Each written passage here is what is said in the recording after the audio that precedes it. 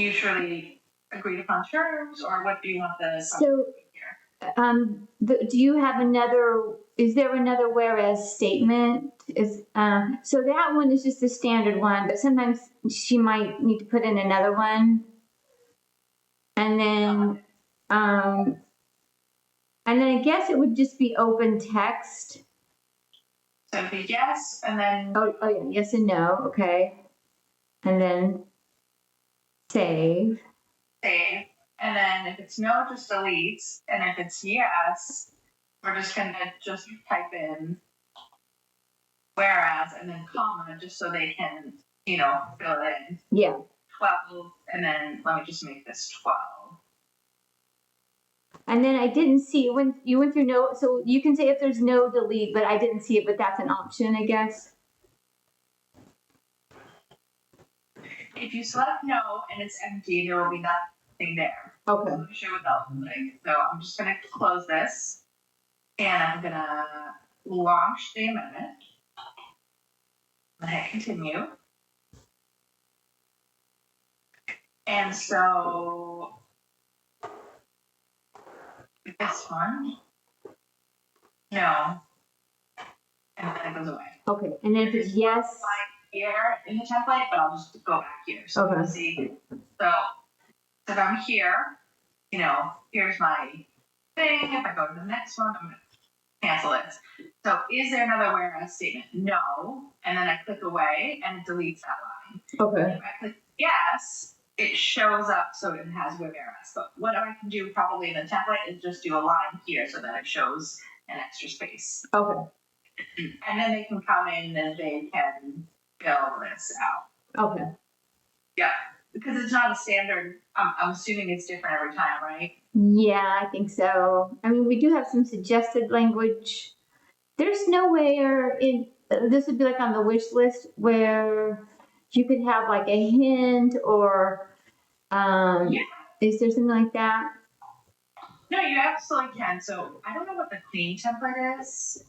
I don't know what that is either. Yeah.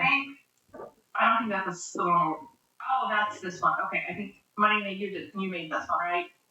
I think this was just a placeholder. And it might be. I was just practicing building templates. Not that there was anything wrong with that one. You didn't delete this because so we don't get confused. Delete. Okay, so I'm gonna go back to templates. I'm gonna search for amendment, and I see it here. And so I'm going to put this in. So if you have some standard language, we can actually. This is where that the dynamic blocks within the dynamic blocks could come in. So let's just see, client name, whereas. Okay, so the answer is no, so it's nothing. Yes, and what I'm going to do is delete this line, and then you want this to be, you want this to start at a second line, right? Yeah, and then I could say some of the whereases are, So now I'm going to do another template launcher. Remember to always switch who this is because I think the default is probably just the first thing. So switch back to template launcher, and I'm actually going to add one more dynamic block within the dynamic block. And so now we can add some, standard language option. And so, and you can prompt it here, so I can ask a question, and they can see that as a, like a reminder. So if you want to recommend it. Okay. And you can just leave it like that, and I'll go ahead and figure out. And then I think I could do the same below with the amendment language, where language 2. Yeah. Language 3, and then hit save. And remember, whenever you're in this, you're going to go back to here, and in order to fill in the language, you have to select it and then start typing. Okay. And then type 2, start typing, Okay. And then, things like that. So people can, what it's going to look like, we want this to be up there, but I don't know why when you put, it doesn't put it on the same line. I think we ran into this issue before, but they can always copy and paste it and just move it next to it. But I think the important thing is that the language exists in the template so everybody can have it, right? So they don't have to look somewhere else for it. Right. And then if they wanted to, so before when you're trying to, like format the template, you have to go out of the, what do you call it? The table of content, or what's the right thing? Just if Yes, the outline. The outline, yeah. The outline for the dynamic blocks, yes. And but I actually want to say something here. I think we overcomplicated this, which I think is very easy to do with templates, and I think we've seen that. I'm actually going to delete this, and I'm just going to make the standard language have one of these options. So if it's no, then it's going to be nothing. And then I'm just going to drop a message here, standard clause 1, clause 2, clause 3. okay. If it's not one of those, yes, blank, whereas. So that's okay. That's okay. So then I could do okay. So then we don't need to do the block within the block. Yeah. Okay. And then so the main thing is if you have a blank, then even if you don't have I'm always calling it a conditional clause, but what is it called again? Conditional clauses. Even if you don't have a conditional clause, if you have one option, you can have either text or nothing. Does that make sense? Like exactly. Okay. So if it's no and it's blank, it deletes the line. Okay. So that it doesn't have an unnecessary space there. Okay, that's what I was asking. Yeah. And then okay, Maggie, I know I just wanted to jump in on this because I was building templates and I had questions about it, but I don't know if you have any specific questions, Maggie. I will tell you that last week I found out how to comment, and I didn't pass it along to you yet, but it's not hard to do. Oh, okay. So if there's two options, you can either click on this comment bubble right here, or if it's a specific clause, you can highlight the clause and hit this comment button, and then you just make sure you add, Rondi, please help with this language. And then Rondi will get an email. Or if I say, Maggie, please take a look. And I think the relevant information that Maggie and Carrie and I didn't know is once you send the document, Maggie, you can't comment. That's just like the documents in Adobe. You can revert to a draft. Exactly. So if you're going to launch this and, let's say I'm not going to send the whole thing, but I'm just going to show you what it looks like. Here, maybe you can start filling out now. Maybe you're going to fill out later, whenever you decide to do your workflow. If you send for signature, then it kind of locks it. But we do have the option where before you send for signature, you collaborate. So if you want to add somebody else, either to the counterparty or internally, you can add, Rondi and say, I'm ready to send this, please take a look. So that's, Maggie, that's what you're going to be using to send it to Philip and Elliot. Yeah. So then she'll come in, she'll be able to comment and, edit and make all the changes. And then once everything's ready to go, then you can send it for signature. And you can do this for the counterparties too. And then, once you do that, you can also send them a link. Let's say, we did this, we're going to hit done, right? What you can also do is you can come in here, you can download the Microsoft version and send it to them, or a PDF.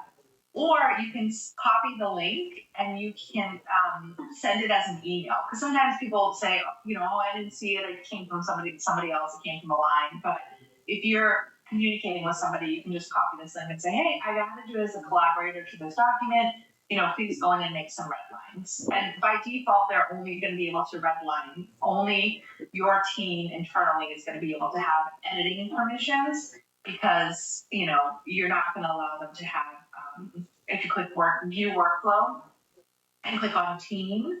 For the outside parties, they're going to be usually suggesters, if not commenters. So you can change the level of access that they have. And this is how no, just a quick question. If you go, okay, so like when you showed where I would click collaborator, yeah, and then the sales team could go in and redline it. Can they comment? Because I'll tell you, they don't like to actually do the red lines themselves. They just want to say to me like, hey, can you add absolutely language in here to blah blah blah. Yeah. And they don't. They can do. Yeah. If you add a collaborator, if you don't, I'll just put my email. Okay, right here as an example. And so I can show like a counterparty or the sales team. Mm-hmm. You can change it so that they can't even redline if they tried. You can change it so that they can only comment. So then, Maggie, that's what they're doing. They're not redlining it. They're just like, I think they're good with doing that. Yeah, I would do this so that they can't even type. It'll be locked. Basically, it's like a view only option where the only thing they can do is comment. Yeah. And so they do that by, again, clicking the comment button on the right. But, hopefully it is intuitive. Oh, this one might not be system. I would let them redline it too. It's just, I know majority of them won't redline it. They'll just gonna hey, can you put some language in this section that says whatever. Yeah, and you can add the sales team as part of the team here, and you can add their email, or you can just add them manually when we get to the end. So you can, it's whatever you want, and you can change the template here as well, so that the client can be a suggester.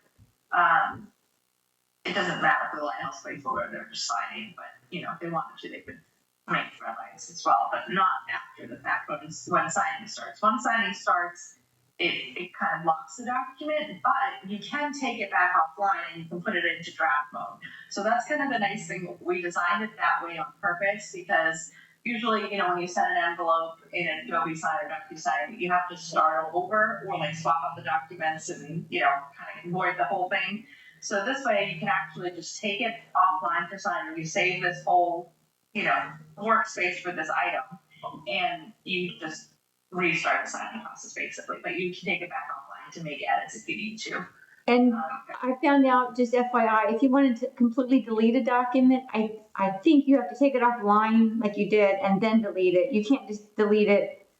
Is that correct? I was trying to delete something and I'm like, why can I not delete it? But I think I had to revert to a draft. For signature. Yeah. Okay. And can you go to parties and I can't remember what's in parties. So I'm just curious, like,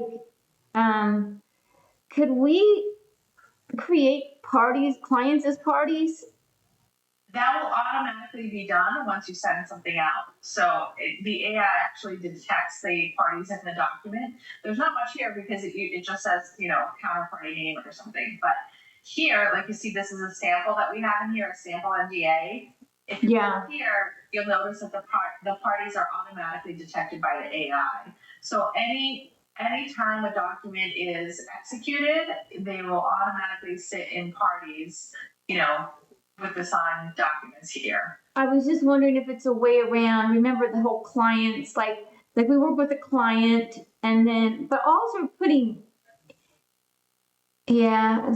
So we're putting someone else in here too. So actually, the document will appear in two folders. It'll appear in the lighthouse folder and in the counterparty folder. Okay. So you'll be able to find it no matter who you're looking for. But the AI does this automatically. Okay. And Maggie, do you have any other questions? Not right now.